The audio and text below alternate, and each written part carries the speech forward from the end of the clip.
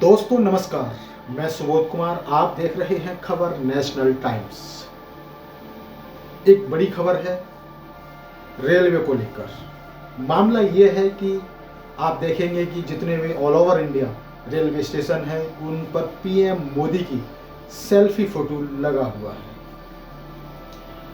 Selfie लगी हुई है जगह जगह। इन सेल्फियों पर कितना खर्च हुआ है, सरकार ने कितना खर्च किया है, इसकी जानकारी एक रेलवे के अधिकारी द्वारा दे दी गई। आरटीआई डालने पर इसकी जानकारी जनता के बीच आ गई। जब ये पोल खुली मोदी सरकार की तो उस अधिकारी का ही ट्रांसफर कर दिया गया। दोस्तों, ये जो खबर छपी है बीबीसी की खबर है, और क्या है पूरी खबर आइए डालते हैं इस पर एक नज़र, आपको बताते हैं। आरटीआई में पीएम मोदी के साथ सेल्फी पॉइंट का खर्च बताने के बाद रेलवे ने बदले नियम, जानकारी देने वाला अधिकारी बदला। प्रेस रिव्यू, ये खबर निकली है बीबीसी के अंदर खबर निकली है। और आपको बता दें कि ये इस अधिकारी का ट्रांसफर कर दिया गया है। अब आगे की जानकारी क्या है इस खबर से मिलती है। रेलवे स्टेशनों पर बनाए गए सेल्फी पॉइंट को लेकर हुए विवाद के बाद भारतीय रेलवे ने सूचना का अधिकार कानून आरटीआई के तहत जानकारी देने के जोनल रेलवे के नियमों को और कड़ा कर दिया है।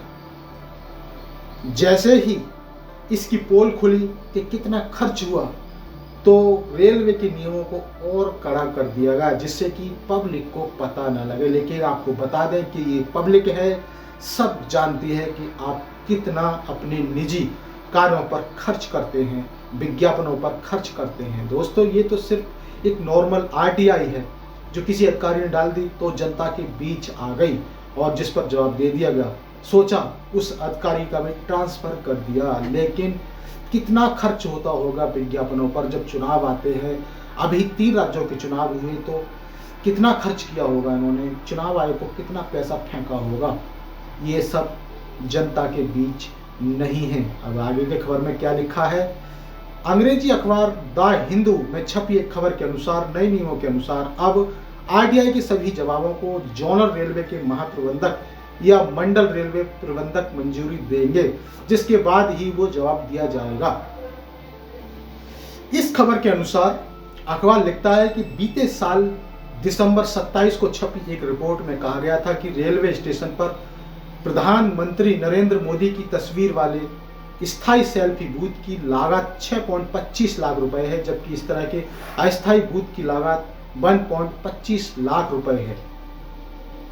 इसकी जो लागत 6.25 लाख रुपए, 6.25 लाख रुपए लगे हैं, बल्कि नॉर्मल जो लागत आती है वो 1.25 मीन 1.25 लाख रुपए आती है। तो इसमें भी 5 लाख रुपए का सीधा घोटाला किया गया है। पब्लिक का पैसा फिजूली खर्च में किया गया है, लूटा गया है जनता का पैसा। ये सूचना प्रसारण मंत्रालय के तहत केंद्रीय संचार ब्यूरो द्वारा अनुमोदित लगता है। अखबार के अनुसार एक आरटीआई के जवाब में ये जानकारी दी गई है। दोस्तों, ये जानकारी मिली है जो कि पब्लिक के बीच दी गई है। इसमें कहा गया है कि जोनल रेलवे और अन्य फील्ड यूनिटों के संभाले जाने वाले आरटीआई आवेदनों के जवाब में गुणवत्ता खराब हो गई है।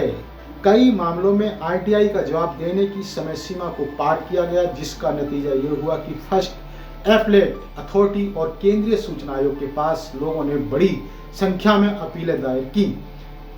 इससे न केवल अतिरिक्त काम बढ़े बल्कि संस्था की भी बदनामी हुई। दोस्तों, जब कोई गलत काम होगा, किसी विभाग में ज्यादा खर्च होगा, लागत से ज्यादा खर्च होगा, तो जनता तो जवाब मांगेगी। और जनता जितनी एप्लीकेशन देगी, क्या इससे संस्था की बदनामी होती है? और यदि संस्था के पास काम बढ़ेगा तो अधिकारी किस लिए नियुक्त किए जाते हैं? जब हम किसी कंपनी में जॉब करने जाते हैं या प्राइवेट कंपनी में जॉब करने जाते हैं तो क्या वहाँ पे सिर्फ बैठने के लिए जाते हैं? वहाँ पे हम चाहेंगे नहीं कि काम बढ़ाए, या फिर एम्प्लॉय को फ्री में सैलरी दी जाती है। इस संस्था का कहना यह है कि जब ज़्यादा एप्लीकेशन आती हैं तो संस्था के पास काम बढ़ जाता है। अखबार लिखता है कि 28 दिसंबर 2023 को रेलवे बोर्ड ने जोनल रेलवे के सभी महाप्रबंधकों को एक एडवाइजरी भेजी है। इसमें कहा गया है ऐसा देखा गया है कि जोनल रेलवे और अन्य फील्ड यूनिटों के संभाले जाने वाले आरटीआई आवेदनों के जवाब की गुणवत्ता खराब हो गई है।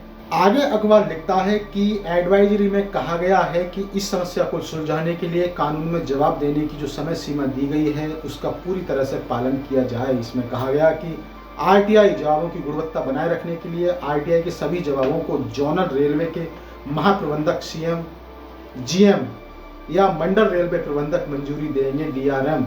वहीं आरटीआई कानून के तहत फर्स्ट अपील के उत्तर में दिए जाने वाले जवाबों को संबंधित जोनल रेलवे के महाप्रबंधक, जीएम या मंडल रेलवे प्रबंधक मंजूरी देंगे। तो दोस्तों, अब इसमें बदलाव कर दिया गया है, इनके नियमों को और कड़ा करने की कोशिश की गई है, नियम कड़े कर दिए गए हैं। और साथ ही आपको बता दें कि जो भी सरकार होती हैं वो अपने अनुसार उन नियमों को बदल लेती हैं। सरकार चाहे किसकी हो, बीजेपी की हो या फिर कांग्रेस की हो, जब कांग्रेस की सरकार आएगी तो वो भी अपने अनुसार ही नियमों को बनाएगी। आगे अब क्या है पूरा मामला, हम शुरू से आपको इसकी जानकारी देते हैं।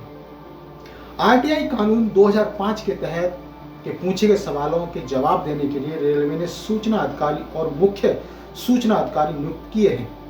दक्षिण रेलवे में सूत्रों के हवाले से अखबार ने लिखा कि कानून के तहत जीएम या डीआरएम की ना तो एपेलेट अथॉरिटी और ना संबंधित अथॉरिटी के रूप में इसमें कोई भूमिका है।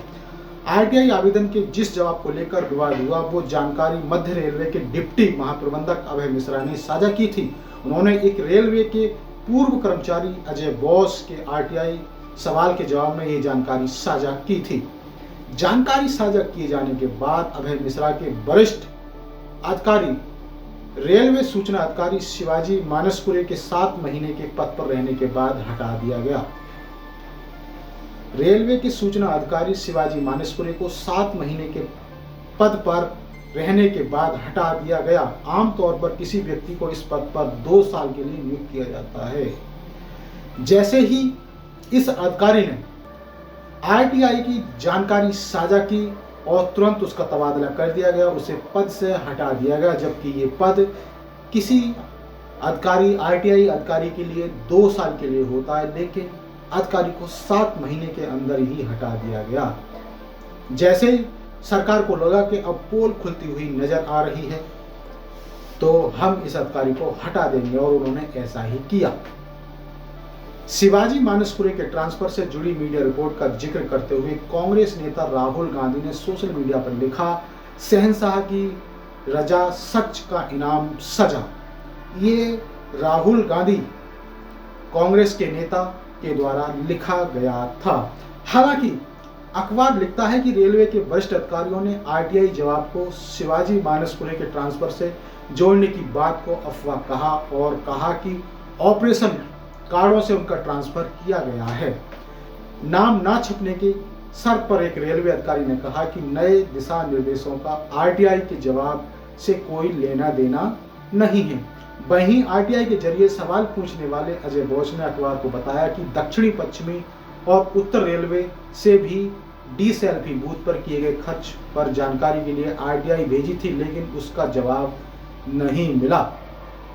दोस्तों, वहीं ये जोनल अधिकारी कहते हैं कि हमने एक दूसरी आरटीआई भी डाली थी, लेकिन सरकार की तरफ से उसके जवाब में कुछ भी नहीं दिया गया, बल्कि एक अधिकारी ने इसकी जानकारी पब्लिक में साझा कर दी, जनता के बीच ला दी, तो उसको ही पद से हटा दिया गया। क्या अब ऐसा ही होता रहेगा? ये इस संस्था की बात नहीं है दोस्तों। यदि हम चुनाव आयोग की बात करें, दूसरे संस्थाओं की बात करें, तो उस पर भी सरकार शिकंजा कस के रखती है। सरकार सभी संस्थाओं को अपने हाथ में लेना चाहती है। तो ये थी बड़ी जानकारी, बीबीसी की रिपोर्ट थी।